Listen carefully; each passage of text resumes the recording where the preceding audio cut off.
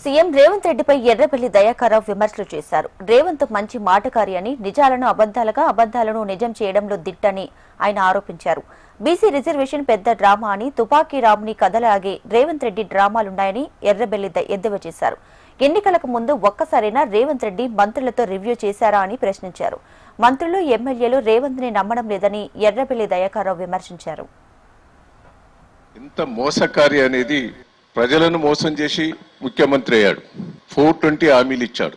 ఆ 420 హామీలు కూడా ఆయన స్పీచ్, ముఖ్యమంత్రి కాక ముందు స్పీచ్ కూడా మీరు వినాలి. నేను ముఖ్యమంత్రి అయిన తెల్లారే ఈ స్కీమ్స్ అన్ని ఇస్తా అని గ్యారంటీ కార్డులు ఇచ్చారు. సంతకాలు పెట్టి ఇంటింటికి గ్యారంటీ కార్డులు ఇచ్చారు. గ్యారంటీ కార్డు అంటే మన అందరికి కూడా తెలుసు. ఆ గ్యారంటీ కార్డులను ఎంత మోసం చేసి ఓట్లు వేయించుకున్నాడో ఒక్కసారి మనం ప్రజలందరూ కూడా రివ్యూ చేసుకోవాలి. రేవంత్ రెడ్డి గారు నేను మొదటి నుంచి కూడా అంటాను, చాలా మాటకారి, అబద్ధాలను కూడా నిజంగా పలికే వ్యక్తి, నిజాలను అబద్ధాలుగా పలికే వ్యక్తి అని.